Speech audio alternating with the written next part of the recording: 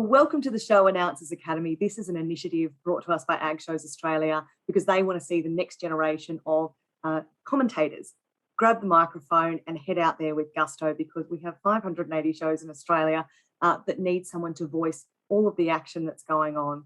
This is brought to us by the Australian Government, the Department of Agriculture, Water and the Environment, through their Landcare capability building program, and we're so grateful for the support for this program. My guest today is a wonderful young announcer, and I mean young because so many of the announcers that have gone before have absolutely been on the other side of 60. But Tim Dreverman, when you first picked up a microphone at a major show, you were 24 years old. Can you tell us about your relationship with shows over the years? Yeah, thank you firstly, Lindsay, so much for having me. I feel very honoured that I can maybe give some help to people. So I started at Brisbane Ekka I in 2008. I was 24 years of age. I turned 24 at that show, and that was my first major show. At that point in time, I was the youngest commentator ever to be a main arena announcer at a Royal Agricultural Show anywhere in the Commonwealth. So to wear that with a badge of honour and something that I'm very proud of with what we achieved. I got very lucky to get there, and I got there very quickly. And I look back now and think, oh man, I wish I'd known what I know now when I presented at my first Ekka. But it was basically, I did Camden show for the first time in March of 2008. I then went on to Brisbane Ekka. I got to Camden show through John and Shelley Kelly. I had I've known them for years through the show jumping circuit where I compete, and I had been commentating at the Coppabella Classic, which was at St Ives Showground, run by the Hargraves family, Alan and Leslie Hargraves, who had Coppabella Stud. Anyone who follows show jumping would remember Coppabella Visage. Well, they owned that stallion, and their daughter Julia is still based in Europe and rode at the Olympics in 2012 at the London Olympics. But I digress, which happens a lot with me, and I'll try and stay on point for you today. So I got to them because I'd said to Leslie, I believe I can make show jumping more exciting. My first ever show that I properly commentated at, I picked up the microphone at Pambula Show when Brian Mannion took lunch, and I commentated Stuart Smith riding World to win the 6th bar at lunchtime, and it was a real buzz. My love for all of that came from my dad, who was the commentator at the Cooma Show. He was on the committee for many, many years, and as a really little boy, I got to sneak out into the middle of the main arena while Dad commentated the fireworks and then the cars, and during the day he did the show jumping, and I think the seed was planted there. We competed very extensively. So we competed at Sydney Show our first time in 1993 at the old showground. We went there every year till we moved in 97 to the new showground, and we competed. Mum and my sister Sarah had horses there through to the early 2000s. I got the privilege of show jumping there on 2 occasions, and that was the pinnacle of, achievement, I suppose you'd say, in terms of a competitor. And then I've commentated all around the country. I've done Australian championships, I've show jumping championships. I've been to New Zealand on 4 occasions now to present at events over there, and met a raft of people and had a wonderful time doing it. You are the face of Sydney Royal in so many ways, and that you're often in the arena and taking people through heavy harness, the show jumping World Cup. You're there for all the big moments in the arena. But your first big moment in the Sydney Royal Show main arena was a little more horrifying. Do you remember when you were quite young? Yeah. Funny you should bring that up. Yes, it was in 1993, and my sister had her prized pony, Taringa Star Trek, and we'd been there for the entire show. And on the Tuesday used to always be, which it is again now, the last day of the show was Children's Day, and they had the fancy dress as one of the last things. Green Day were actually playing that afternoon after that class, so the arena was very full with people waiting to come in. And we came up over the ramp, and I was first. I was so excited going out in a class, and I was dressed as Zorro. So we had a grey pony, and he had a black hood on and a black rug, and I had a black mask and a big hat and a cape, and we'd never ridden him with the cape, or if we had, he never did anything. Anyway, the wind picked up, came through the tunnel as you come out through that gate as they opened it, and my pony just bolted, and off he went. I did 3 laps of the main arena with the green coats chasing me, Ken Doan's wife was the judge or one of the judges. She wanted to give me first, but she wasn't allowed in typical, system. And I got a ribbon though. I got a special mention and pulled forward. And I'll never forget that moment of winning a ribbon in the main arena at the Sydney Royal Easter Show. Oh, it's so brilliant. Tim, I've asked you today to come up with a series of tips to give first-time announcers. But before you dive into those tips and walk us through some of the things you wish you'd known in your first few experiences, I wondered if you could explain. So you've got a full corporate career, you've got a family, you've got a farm, yet you announce. You've had an announcing career, really, and now you do it sort of as an adjunct to your professional career. Why do you do it? What draws you towards a microphone and a main ring?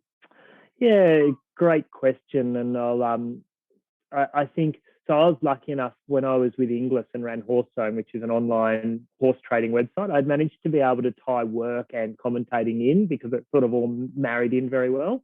And I managed in 2015, 2016 and 2017, I did over 100 days at shows each year, plus worked a full-time job. I've subsequently now got 3 beautiful children and a wife, and as you said, a farm, and I just don't get the time. And I'm now out of the horse industry totally. I work for a construction company in a sales role. But why do I keep going back? I love it. I love being able to connect the dots, I suppose you would say. So being able to take a moment and make it exciting. So if that's there and announcing a champion, or saying as someone canters down to the final fence, if they jump this fence clear, if they're under that time, they're their winner, and they do it, and you get excited and the crowd gets excited, you get goosebumps, to be able to announce who the champion hack is at a show, or the supreme champion of a show at an ag show, and see the elation and be part of it, be a spoke in the wheel, is why I keep going back. And I love rural and regional New South Australia. I live in the country myself. I love telling those stories, and I love feeling that I can maybe, just maybe, educate someone a little bit and they can go home with a piece of knowledge. Now, I hope you don't mind me saying this, but I worked with you for at least 5 years at Camden Show. It's probably longer than that. And then we've probably Since done 2008. 2008 was our first Camden Show, yeah. And then probably another 5 or so years. You've done longer than I have, but we've worked together for 5 or so years at Sydney Royal. And one of the really irritating things about working with you is I turn up with like Google Docs open and pages of notes, and I've researched the buggery out of everything, and I'm so ready to go in case my brain collapses. You just fly by the seat of your pants and tell stories and get the crowd behind show jumping, and it's quite magical to watch. But very strangely, when I asked you to prepare some tips, you sat down and wrote some. So share them with us. First time in my life, because I'm presenting to the most prepared person in the world, so I need to be prepared. Okay, so I got asked to give you guys 10 tips, and these are just 10 points that I have. So the first one I have is, say, be prepared. Have a clipboard, have highlighters, have all your pens lined up. Make sure you've got multiple pens in your pocket because you're going to lose them during the day. Someone's going to steal them. So be prepared. As part of that being prepared, make sure you get a program. You know the lie of the land. So you know who's who in the zoo. You know who the president is. You know who the chief horse steward is. You know all these different people that you can turn to, but you also know where things are and what time they're going to happen. So, excuse me, sorry. Don't be scared to turn off the microphone if you're going to cough too, by the way.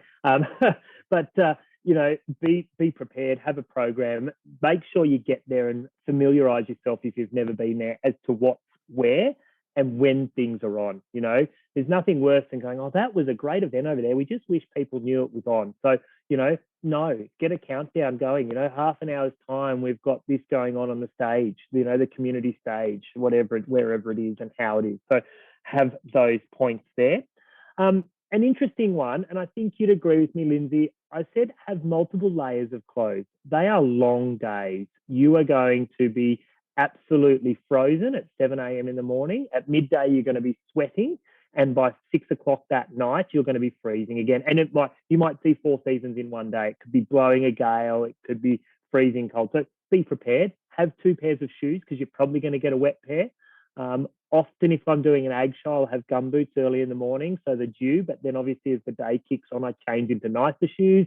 If I'm running around that night, I might put on a different pair of shoes again. And again, actually, I'll tell you a very funny story. I was at Brisbane Ekka one year, and I was doing the night show for Tony Lappin, the entertainment manager. And so I started the night show riding a horse. I then turned into a racing car starter and commentator. So I changed from horse riding clothes into like a checkered shirt with a peak cap. And I was like, and then I ended that night back into my, blazer, because I was now Tim from the, show. So I actually wore 3 characters, and I actually had to change in the arena and roll on with it. So, be prepared to be multiple different things. Meet the PA team. Know your microphone. Know where the microphone is. If you're on a cordless mic, hold the mic closer to the top end, not the bottom, because the bottom end, if you imagine, that's a phone, but if you imagine that's your aerial, that bottom part, the top part is where you want to hold it. Know where you point it. So if the aerial's that way on me, don't talk that way, because you're going to block it. Actually, make sure you're facing back to where you're talking to, within reason, because obviously you don't want to turn your back on an audience. But if also in the morning when you get there, or the day before, say, can I just do a sound check with the mic, and just pick it up, just walk around, check, 1 2 1 2. Oh yeah, I can come over here. Walk to another part of the ground you might want to go to, check 1 2. Know though, when the ground is empty, the microphone's going to work a lot further. As soon as people and bodies come in, and there would be someone will tell you the technical term, but that microwave, that radio wave shortens up, and it doesn't travel nearly as far. But if you know who your PA people is, then you're going to know where to be able to, and they're going to help you. They can be your best friends or your worst enemies. So investing in that relationship is key. 100%. And never yell into a microphone. If you yell into a microphone, it does nothing. I actually find if I want to get louder, I pull it closer to me. So if I talk really close into the microphone, that hits the diaphragm in it, which is going to make you sound louder. If I want to be quieter or use that mic. So use your technology and your equipment to your advantage. If you know the PA people, they will do it if they've got half a salt in what they do. As the crowd gets there, they'll turn it up. And so that's how you get louder. They will actually be your volume control. So and I know if I want to make a mic work, as I said, if I'm at Sydney where we've got headsets, I'll just touch it and pull it in and then just let it go. If I've got a handheld, I hold it in closer, I let it go out. Use that technology, I think, is really, really important. It's a big day. Don't peak too early. So 0.5 for me is don't peak too early. Have some energy in the tank, because it's going to be a long, long day. Your voice is a muscle. So you actually need to remember that. And you need to remember that if you go really hard and you start yelling, then that muscle is going to get tired and it's actually going to weaken, and that's why you lose your voice. So think about also making sure you eat. It's really easy not to eat and not to drink. I find, and people call me weird, don't drink ice cold water and don't drink a lot of milk. So if you're going to drink water, room temperature water, because if you drink ice cold water, it actually tightens your vocal cords and that's going to stress them. If you drink a lot of milk, that actually puts like a layer of like phlegm on them, and it's going to lag them and make them work harder. So, be really conscious of those things, but make sure you eat during the day as well, because most shows you're going to be at, even today when I go to ag shows, I'll do Berry Ag Show when I was doing it, and you'd be there at 7 o'clock in the morning and still there at 10 o'clock at night. And then you're got to be back there at 7 again tomorrow morning. So just be really mindful of pacing yourself. Also be mindful that if someone early in the morning sitting there, they don't want to hear someone talking. They've probably had a big night the night before. They're probably feeling either a little jaded or they're just wanting to wake up as you are. So ease yourself into the day, have backing of some music that you can play. You're about an experience while you're there. So think about the experience that you're going to give. I like to work on a 20 to 30 minute ratio. So what I mean by this, Lindsay, is 20 to 30 minutes is about as long as the average person is going to sit in the grandstand while they're there. Sure, about 10%, maybe less at a big show, are going to sit there for the entire day. I know at Sydney Show, you and I got the privilege of meeting a gentleman by the name of Peter, who sits in the grandstand every day. He's a bus driver from Newcastle. He hasn't missed a show since 1956. And he critiques me on everything that I've said that's not right, or I've contradicted myself because I've said a figure one day and then the next day I've told you a different figure. He knows all of that, but that, he is the minority, not the majority. So He's think the about, 1%. he's the 1%ers. So think about the fact that people are going to be coming about every 20 to 30 minutes, which means about every 20 minutes, do a quick welcome. Doesn't have to be the big long, welcome, welcome to Tim's lounge room. Currently I've got my 2 children fighting on the left-hand side and my baby trying to walk on the, go around the ground, and have a little bit of fun with it. Don't be scared to personalize it. It's, this ring here and our steward, but do an update, 20 minutes, 30 minutes. And so really think about that sort of ratio. So if you've said something an hour and a half ago, 99% of the people, A, either have forgotten it or B, weren't there. So don't be scared to feel like you're repeating yourself. Allow an expert to be an expert. So, and I think I did this a little bit when I first started, is you do a lot of research. And my research, as you mentioned earlier, Lindsay, is very different to your research. You retain yours, I write mine. Yeah. I'm lucky that, yes, I remember, but do what works for you. My system doesn't work for Lindsay and Lindsay's system doesn't work for me. And we cross-pollinate each other when we work together, and that's perfect. But Lindsay's not trying to be Tim and Tim's not trying to be Lindsay, and I'm not trying to be Graham Barker, who was someone I looked up to and think was amazing, or Angus Lane, who I had the privilege of doing. 1 year, Angus and I did 32 days together on air, when we did Canberra Royal, Brisbane Royal, Sydney Royal, and we did another show there together. Anyway, it was 32 days together. That's over a month of time. So we got to know how each other work to strengths and weaknesses. But if you're interviewing someone, don't walk up to them and barrage them with all this information about it, whether it's them or whatever. Lindsay Douglas, you do this and you do that. So tell me about yourself. And you're like, well, you've just told me all about myself, Be prepared and know enough that you can guide them. But be happy to ask the crowd that is almost the dumb question. Tell us, what is this here? It's a car. Okay, what sort of, and if that's the answer you get, so you might say, walk up to someone and say, tell us what's here. You're in a grand parade. You're trying to find some things to talk about, and you haven't prepped this guy. You've literally walked up, you've thrown a mic in their face. Tell us what. He goes, it's a car. You go, okay. So now I'm going to have to hold your hand and I'm going to take you through. What sort of car is it? He'll tell you. What year was it? He'll tell you. But you might say, tell us what it is, and he takes the mic and he talks for 3 minutes. Perfect. Let him or her be the expert. Don't be the expert. Funnily enough, you're going to laugh at this one, Lindsay. Point 9 that I wrote down here was, don't make stuff up. Only talk what you know. Google's good, but Google can lie. Now, you're going to laugh because I turn the mic on without knowing where I'm going. But it's the fun of it. It's the roller coaster. And when you know strengths. So Lindsay and I have worked together a lot. So I know where I can go with Lindsay and where I can't go with you. And I think you know the same.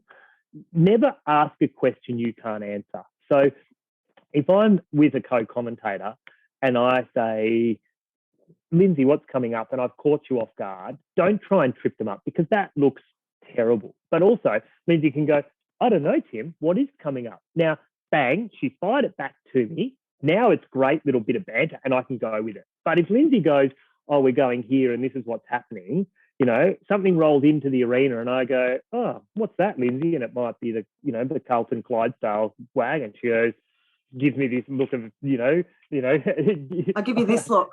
Deer in the headlights, like, what are you doing to me, Timothy? But so do your research, but just be mindful, particularly if you're Googling stuff, you'll get a lot of Americanized, like Wikipedia can often be, particularly with horse breeds, and make sure you've pre-read it because you can start, and I've done this, I'm guilty, you start and you're like, and then you try to get yourself out of it. So, be prepared, be organized, be mindful. Like we all carry phones today. It has Google sitting in it. We can use that, but be mindful of what information you've got. Don't ask a question you cannot answer to someone because if they freeze on you, then both of you look silly, and that's not it. My final point is, and this is how I believe I've got to where I am, and if I can pass one piece of information out of the last however long we've been talking, think about what you want to hear if you were sitting in the grandstand. Think about who your audience is. So if I'm at a show jumping event which has got breed classes, young horse classes, the breeding of that horse, the age